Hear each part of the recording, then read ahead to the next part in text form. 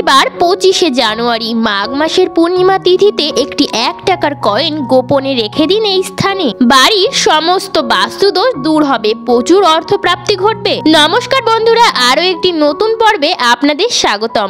সামনেই আসতে চলেছে একটি অত্যন্ত পবিত্র তিথি। এই পবিত্র তিথিটি এই বছর অর্থাৎ 2024 সালের প্রথম পূর্ণিমা তিথি। যদিও পূর্ণিমাটি মাঘ মাসে পড়েছে, কিন্তু আসলে এই পূর্ণিমাটি হচ্ছে পৌষী পূর্ণিমা অথবা ধান্য পূর্ণিমা। এই পূর্ণিমাটি কিন্তু বছরের আরো 12টি পূর্ণিমার মতোই অত্যন্ত গুরুত্বপূর্ণ এবং একটি শুভ দিন।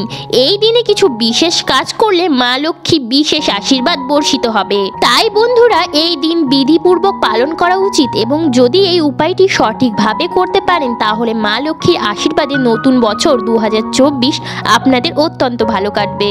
আপনাদের ঘরে সমস্ত বাস্তুদোষ দূর হবে এবং পরিবারে অর্থ আগমনের পথ সুগম হবে। বন্ধুরা, যে বাড়িতে বাস্তু দোষ থাকে সে বাড়িতে কিন্তু কোনোভাবে অর্থ আগমন হয় না এবং মা লক্ষ্মীর কৃপা দৃষ্টিও সেখানে পড়ে না।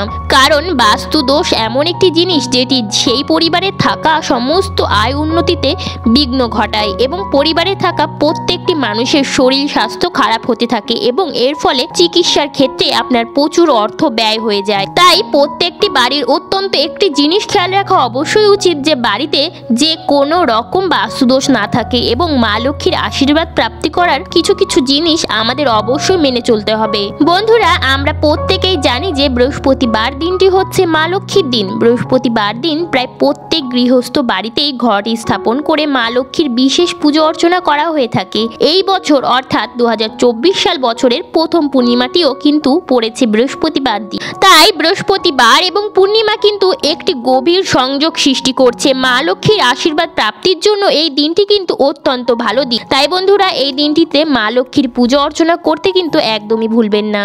এবং তার সাথে সাথে আমি এক বিশেষ উপায় বলে দেব, সেটি যদি আপনারা করতে পারেন তাহলে মা লক্ষ্মীর আশীর্বাদে আপনাদের পরিবার থেকে রোগ জ্বালা যন্ত্রণা দূর হবে, ঘরের বাস্তুদোষ দূর হবে এবং পরিবারে প্রচুর অর্থপ্রাপ্তির যোগ তৈরি হবে। কিভাবে এই উপায়টি করবেন এবং কখন উপায়টি করবেন সমস্ত কিছু আজকের এই ভিডিওটিতে বলে দেব। চলুন বন্ধুরা, আসা যাক মূল পর্বে। আগামী বৃহস্পতিবার বছরের প্রথম পূর্ণিমা তিথিতে চেষ্টা করবেন খুব সকাল সকাল শয্যা ত্যাগ করতে। বিশেষ করে সূর্যোদয়ের আগে ওঠার নিয়ম, তাই চেষ্টা করবেন সূর্যোদয়ের আগে ঘুম থেকে ওঠার এবং ঘুম থেকে উঠে সমস্ত বাসি কাজকর্ম সেরে নিতে। সেদিন যদি কোনো পবিত্র নদীতে স্নান করতে পারেন তাহলে অত্যন্ত ভালো, আর যদি সম্ভব না হয় ঘরেই স্নান করবেন। স্নান হয়ে যাওয়ার পর সামান্য গঙ্গা জল মাথায় ছিটিয়ে নেবেন এবং শুদ্ধ পরিষ্কার বস্ত্র পরবেন এবং চলে আসবেন ঠাকুর ঘরে। ঠাকুর ঘরে এসে যেমন সাপ্তাহিক পুজো করে থাকেন সেইভাবেই আপনি মা লক্ষ্মীর পুজো অর্চনা করবেন।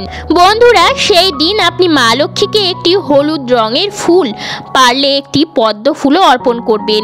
মা লক্ষ্মী পদ্মাসনা, তাই মাকে অবশ্যই পদ্ম ফুল নিবেদন করার চেষ্টা করবেন। এরপর মা লক্ষ্মীর চরণে একটি নিখুঁত পান নিবেদন করবেন এবং পানটি যেন বোটা সমেত থাকে। পানটির উপরে একটি সিঁদুরের তিলক করবেন এবং বন্ধুরা পানটির উপরে দেবেন একটি সুপারি, সুপারির উপরেও একটি সিঁদুরের তিলক দেবেন এবং সেই পান সুপারির উপরে একটি 16 আনার কয়েন দেবেন। বন্ধুরা, কয়েনটি দেওয়ার আগে কয়েনটি গঙ্গা জল দিয়ে শুদ্ধ করে নেবেন এবং সেই কয়েনটিতে মা লক্ষ্মীর সিঁদুরের গোলা থেকে একটি সিঁদুরের ফোঁটা পরিয়ে দেবেন। বন্ধুরা, পান সুপারি দিয়ে মা লক্ষ্মীর আমন্ত্রণ জানানো হয় যেন মা লক্ষ্মী আমাদের বাড়িতে আসেন এবং আমাদের বাড়িতে অধিষ্ঠান করেন।